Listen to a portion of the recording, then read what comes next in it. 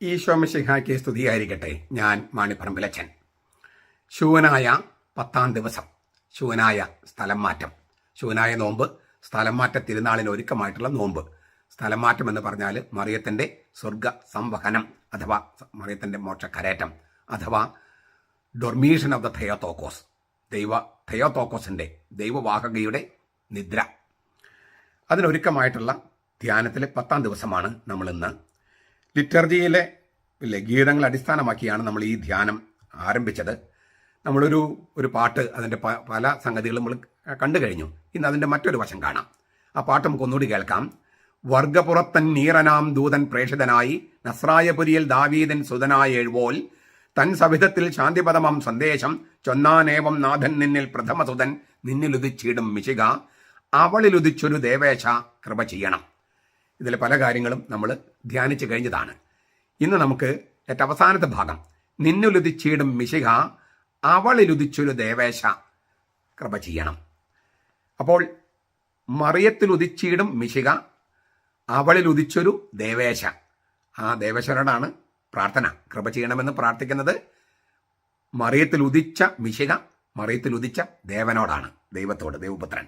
ദേവേശ എന്ന് നമ്മൾ കാവ്യാത്മകമായിട്ട് പറഞ്ഞിരിക്കുന്നതാണ്, ദേവൻ എന്ന വാക്ക് ഉപയോഗിച്ചിരിക്കുന്നതാണ്. ഈ ഗീതത്തിൽ നിന്നുലുദിച്ചിടും മിശിക, അവളിലുദിച്ചൊരു ദേവേശ, 2 പ്രാവശ്യമാണ് ഉദയം ചെയ്യുക, ഉദിക്കുക എന്ന വാക്ക് ഉപയോഗിച്ചിരിക്കുന്നത്. ഉദിക്കുക, നിന്നുലുദിച്ചിടും മിശിക, അവളിലുദിച്ചൊരു മിശിക.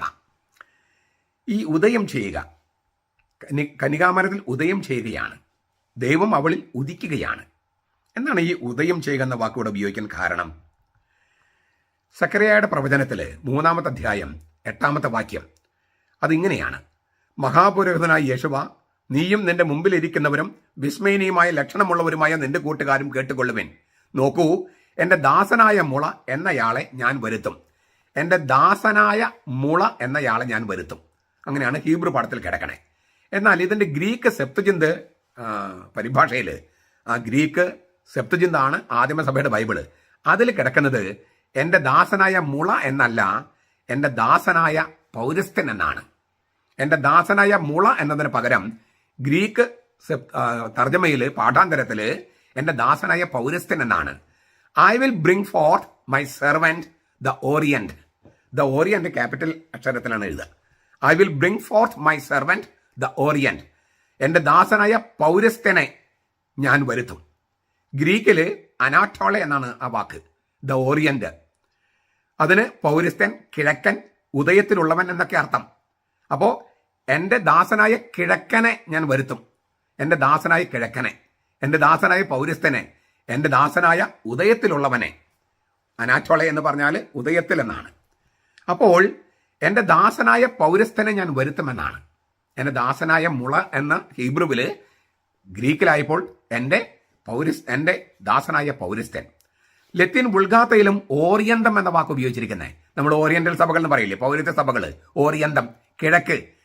അതായത് ഒരാളുടെ പേരായിട്ടാണ് ഉപയോഗിച്ചിരിക്കുന്നത്. പൗരസ്ത്യൻ, കിഴക്കൻ, ഉദയത്തിലുള്ളവൻ. അപ്പോൾ പിന്നെ ദൂവേറേംസ് തർജ്ജമയുണ്ട് ഗ്രീക്കിന്റെ. I will bring my servant the orient. My servant the orient എന്നുള്ളത് മൊത്തം ക്യാപിറ്റൽ ലെറ്ററിലാണ് എഴുതിയിരിക്കുന്നത് ദൂവേറേംസിൽ. യഹൂദരുടെ ലിറ്റർജിയിൽ, ഈ സക്കറിയായുടെ പാഠം യഹൂദരുടെ ലിറ്റർജിയിൽ മിശിഹായ്ക്കുള്ള ശീർഷകമായി ഉപയോഗിച്ചിരുന്നുവെന്ന് പുതിയ നിയമത്തിൽ തെളിവുണ്ട്. ലൂക്കാസിനെ സംബന്ധിച്ചിട്ട് 1:78 ഈ സക്കറിയ പാടിയ പാട്ട് ഓർക്കണ്ടോ? നമ്മുടെ ദൈവത്തിൻ്റെ ആർദ്രകരുണയാൽ ഉയരത്തിൽ നിന്നുള്ള ഉദയം നമ്മെ സന്ദർശിച്ചിരിക്കുന്നു. ഇരുളിലും മരണത്തിന്റെ നിഴലിലും ഇരിക്കുന്നവർക്ക് പ്രകാശം വീശാനും നമ്മുടെ കാലുകളെ സമാധാനത്തിന്റെ മാർഗത്തിലേക്ക് നടത്താനും വേണ്ടി തന്നെ. നമ്മുടെ ദൈവത്തിന്റെ ആർദ്ര കരുണയാൽ ഉയരത്തിൽ നിന്നുള്ള ഉദയം നമ്മെ സന്ദർശിച്ചിരിക്കുന്നു. ഉദയം നമ്മെ സന്ദർശിച്ചിരിക്കുന്നു. ഉയരത്തിൽ നിന്നുള്ള ഉദയം. അങ്ങനെയാണ് ലൂക്ക 1:78. അതായത് സക്കറിയ 3:8 യഹൂദരുടെ ലിറ്റർജിയിൽ പാട്ടായിട്ട് പാടിയിരുന്ന തെളിവാണ് സക്കറിയ പുരോഹിതന്റെ ഈ പാട്ട്. ദൈവത്തിൽ നിന്നുള്ള ഉദയ നക്ഷത്രമാണ് മിശിഹായുഗത്തിന് ആരംഭം കുറിക്കുക എന്നും ഇതിൽ സൂചനയുണ്ട്. അതുകൊണ്ടാണ് അവന്റെ നക്ഷത്രം കിഴക്ക് കണ്ടപ്പോൾ ജ്ഞാനികൾ, നമ്മൾ പൂജരാജക്കന്മാർ എന്ന് വിളിക്കുന്ന ജ്ഞാനികൾ മിശിഹായെ കാണാൻ വേണ്ടി ബേത്ലഹേമിലേക്ക് യാത്ര തിരിച്ചത്. ദൈവത്തിൽ നിന്നുള്ള ഉദയ നക്ഷത്രമാണ് മിശിഹ യുഗത്തിന് ആരംഭം കുറിക്കുക. അപ്പം ഇതിനെയാണ് ഈ ഉദയം അല്ലെങ്കിൽ ഇല്ലേ എൻ്റെ ദാസനായ പൗരസ്ത്യൻ, എൻ്റെ ദാസനായ ഉയരത്തിൽ നിന്നുള്ള ഉദയം, അതൊക്കെ ഉദ്ദേശിക്കുന്നത് മിശിഹായാണ്. ആ മിശിഹ ഉദിച്ചത് ഇല്ലേ മറിയത്തിലാണ് ഈ ഉദയം ഉണ്ടായത്. ധനക എന്നാണ് നമ്മൾ ഉപയോഗിക്കുന്ന വാക്ക്, ധനക. ഈ ധനക എന്നതിന് പ്രത്യക്ഷപ്പെടൽ ഇല്ലേ, അങ്ങനൊരു അർത്ഥം നമ്മൾ പറയും. പ്രത്യക്ഷീകരണ തിരുനാള്, എപ്പിഫനി, തയോഫനി എന്ന് ചിലപ്പോൾ പറയും, ദിവ്യ വെളിപാട്. ഈ ധനക തിരുനാളിന് നമ്മൾ ലത്തിൻ സഭയിലാണെങ്കിൽ പൂജരാജക്കന്മാർ അല്ലെങ്കിൽ ജ്ഞാനികൾ കർത്താവിനെ സന്ദർശിച്ചതാണ് ഇല്ലേ, പുറജാതിക്കാർക്ക് വെളിപ്പെട്ടു എന്നുള്ളതാണ്. പൗരത്വ സഭകളിൽ മാമോദീസയാണ്, പിതാവും പുത്രനും പരിശുദ്ധാത്മാവും ലോകത്തിന് വെളിപ്പെടുകയാണ്. അപ്പോൾ ജ്ഞാനികൾക്ക് മിശിഹ വെളിപ്പെടുന്നു, അതാണ് ലത്തിൻ സഭയിൽ. പിതാവും പുത്രനും പരിശുദ്ധാത്മാവും ലോകത്തിന് മുഴുവൻ വെളിപ്പെടുകയാണ് മാമോദീസ വേളയിൽ. അതുകൊണ്ട് ധനക തിരുനാളിന് വേദവായനയായിട്ട് ഉപയോഗിക്കുന്നത് പൗരത്വ സഭകളിലെ ഈശോയുടെ മാമോദീസ കഴിഞ്ഞുള്ള ആ തയോഫണിയാണ്. പാശ്ചാത്യ സഭയിൽ ഈ ജ്ഞാനികളുടെ വരവുമാണ്. രണ്ടും വെളിപാടുകൾ തന്നെ, രണ്ടും പരസ്പര വിരുദ്ധമല്ല, പൂരകമാണ്, ഒന്നൊന്നിനെ പൂരിപ്പിക്കുകയാണ്. അപ്പോൾ ഈ ധനക എന്ന് പറയുന്നത് വെളിപാടാണ്, പ്രത്യക്ഷപ്പെടലാണ്. മറ്റുള്ളവരുടെ മുമ്പിൽ മറ്റുള്ളവർക്ക് ആരാണ്, താൻ ആരാണ്, തൻ്റെ സ്വത്വം എന്തെന്ന് വെളിപ്പെടുത്തുകയാണ്. വാസ്തവത്തിൽ ഇതാണ് ഉദയം ചെയ്യൽ. ഈ ധനക ആദ്യം സംഭവിച്ചത് പൂജരാജക്കന്മാർക്കോ അല്ലെങ്കിൽ മാമോദീസ വേളയിലോ അല്ല, മറിയത്തിലാണ് എന്നാണ് ഈ കീർത്തനം പറയണേ. നിന്നിലുദിച്ചൊരു മിശിഹ, അവളിലുദിച്ചൊരു ദേവേശ. മറിയത്തിലാണ് ആദ്യം ധനക ഉണ്ടായത്. മറിയത്തിലാണ് ആദ്യം ഈ ഉദയം ചെയ്യുന്നത്. ദൈവത്തിന്റെ വെളിപാട് ആദ്യം വെളിപ്പെടുന്നത്, പ്രത്യക്ഷപ്പെടുന്നത് മറിയത്തിലാണ്. അതാണ് ഈ പാട്ട് പറഞ്ഞത്. വളരെ ശരിയല്ലേ? ധനക എന്ന വാക്കിന് വേറെ രണ്ടർത്ഥം കൂടിയുണ്ട്. ജീവൻ പ്രാപിക്കുക എന്നൊരർത്ഥമുണ്ട് അല്ലേ, ജീവൻ ഉരുവാകുക, ടേക്ക് എ ബർത്ത് അല്ലേ, ബെയർ എ സൺ എന്ന് പറഞ്ഞാൽ ഗർഭത്തിൽ ഉരുവാകുക, പിന്നെ ഗിഫ് ബർത്ത് എന്ന് പറഞ്ഞാൽ പ്രസവിക്കുക. ഈ രണ്ടർത്ഥമുണ്ട് ധനകയ്ക്ക്. ജീവൻ പ്രാപിക്കുക, ജീവൻ ഉരുവാകുക ഗർഭത്തിൽ, അതുപോലെ പുറത്തേക്ക് വരിക. ധനക എന്ന വാക്കിന് പുറത്തേക്ക് വരിക, പുറത്തേക്ക് വെളിപ്പെടുക എന്നൊക്കെ അർത്ഥം. അത് പ്രസവമാണ്. അപ്പോൾ മറിയത്തിൽ ഈശോ ദൈവം മനുഷ്യനായി ഉരുവാകുന്നത് ഒരു ധനകയാണ്. കാരണം ധനക എന്ന വാക്കിന് ജീവൻ പ്രാപിക്കുക, ജീവൻ ഉരുവാകുക, ഗർഭം ധരിക്കുന്ന ഒരർത്ഥമുണ്ട്. ധനക എന്ന വാക്കിന് പുറത്തേക്ക് വരിക, പുറത്തേക്ക് വെളിപ്പെടുക എന്നും അർത്ഥമുണ്ട്. മറിയത്തിൽ ഇതെല്ലാം കൂടി സംഭവിക്കുകയാണ്. പ്രത്യക്ഷപ്പെടലും വെളിപാടും ഗർഭം ധരിക്കലും പ്രസവവും ധനകയുടെ സകല ചക്രവാളങ്ങളും മറിയത്തിലാണ് ഏറ്റവും നന്നായിട്ട് സംഭവിക്കുന്നത്.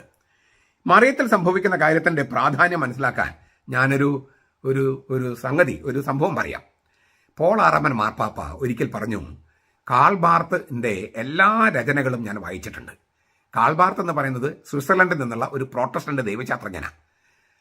കത്തോലിക്ക സഭയുടെ പരമാധ്യക്ഷനായ പോൾ ആറാമൻ മാർപ്പാപ്പ പറയാണ്, കാൾബാർത്തിന്റെ എല്ലാ രചനകളും ഞാൻ വായിച്ചിട്ടുണ്ട്. ഈ ബെനഡിക്ട് മാർപ്പാപ്പയ്ക്കാകുന്നതിന് മുമ്പ്, വിശ്വാസോത്തര സംഘത്തിന്റെ തലവനാകുന്നതിന് മുമ്പ് ജർമ്മനിയിൽ പ്രൊഫസറായിരുന്നു.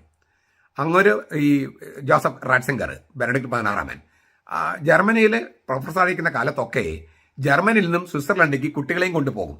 എന്തിനെന്നറിയോ? ഈ കാൾബാർത്തിനെ കാണാൻ.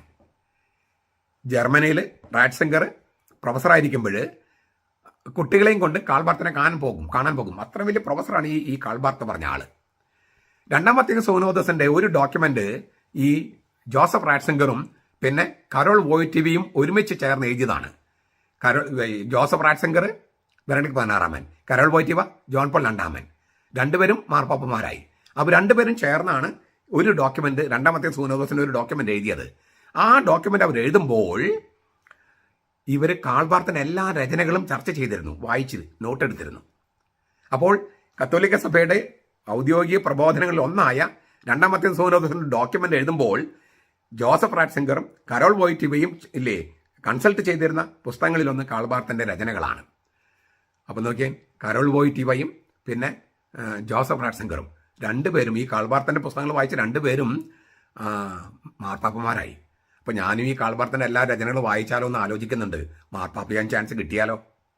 എനിവേ, 3 മാർപ്പാപ്പമാർ, പോൾ 6, ജോൺ പോൾ 2, ബെനഡിക്ട് 16 3 പേരും ഈ കാൾബാർത്തിന്റെ രചനകൾ വായിക്കുകയോ അദ്ദേഹത്തെ നേരിട്ട് കാണാൻ പോവുകയോ ചെയ്തിട്ടുണ്ട്. അപ്പോൾ അത് അദ്ദേഹം വളരെ വലിയ ആളായിരിക്കണമല്ലോ ഈ കാൾബാർത്ത്. അങ്ങനെയാണ് ഈ സ്വിറ്റ്സർലൻഡിൽ നിന്നുള്ള ഒരു പ്രോട്ടസ്റ്റന്റ് ദൈവശാസ്ത്രജ്ഞൻ. പ്രോട്ടസ്റ്റന്റുകാരനാണെങ്കിലും കത്തോലിക്കർ വായിക്കും, കത്തോലിക്കർ അത് ഒരുപാട് കാര്യങ്ങൾ പഠിക്കാനുണ്ട് അവരിൽ നിന്നൊക്കെ. ഈ കാൾബാർത്ത് പറയാണ്, ഈശോയുടെ ജീവിതത്തിൽ ദൈവപിതാവ് നേരിട്ട് ഇടപെട്ട രണ്ടേ രണ്ട് നിമിഷങ്ങളേ ഉള്ളൂ. ഒന്ന് മനുഷ്യാവതാരം, മറ്റൊന്ന് തിരുവുത്ഥാനം.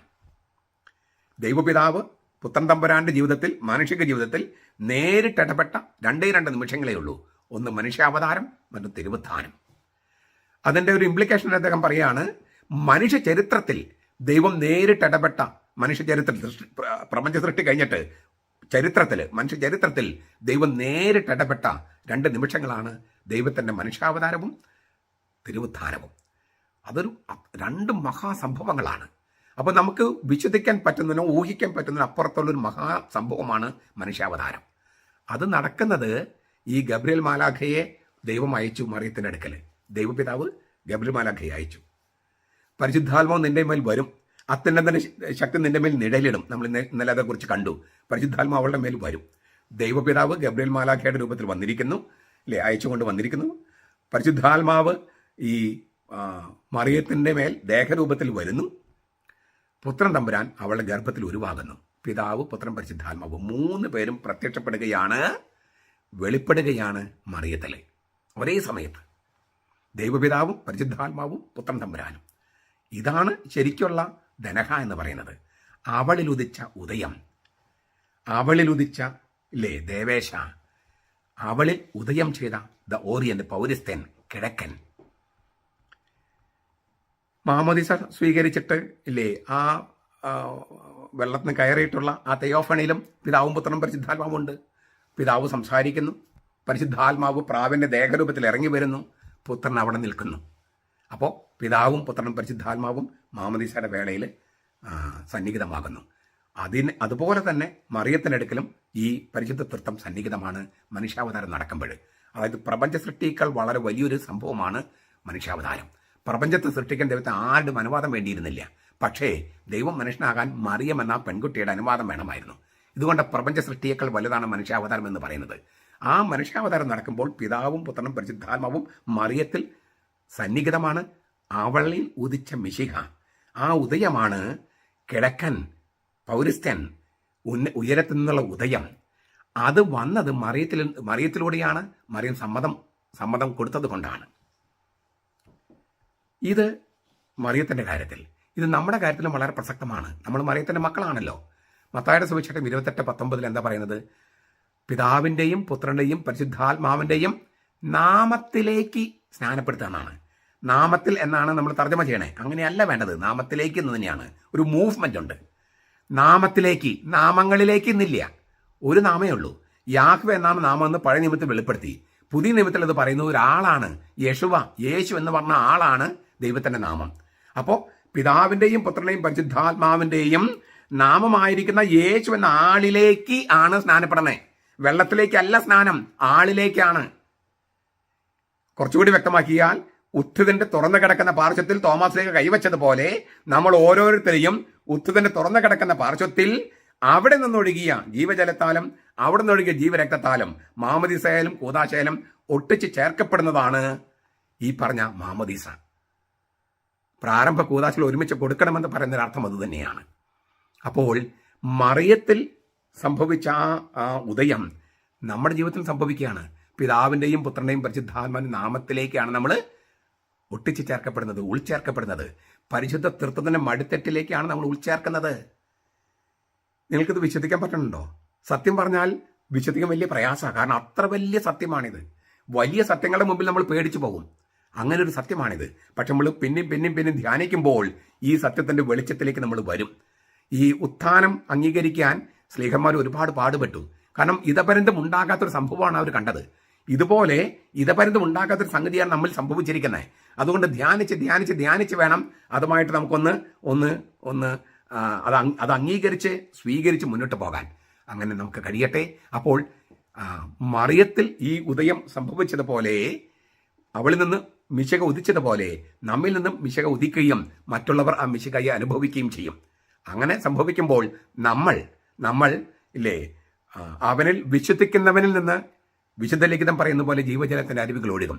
ക്രിസ്തുവിൽ നിന്ന് ജീവജലത്തിന്റെ അരുവികൾ ഒഴുകിയതുപോലെ ക്രിസ്തുവിൽ വിശ്വസിക്കുന്നവരിൽ നിന്നും ജീവജലത്തിന്റെ അരുവികൾ ഒഴുകും. അങ്ങനെയാണ് നമ്മുടെ മക്കൾക്കൊക്കെ പരിശുദ്ധാത്മാവിനെ കിട്ടുന്നത്.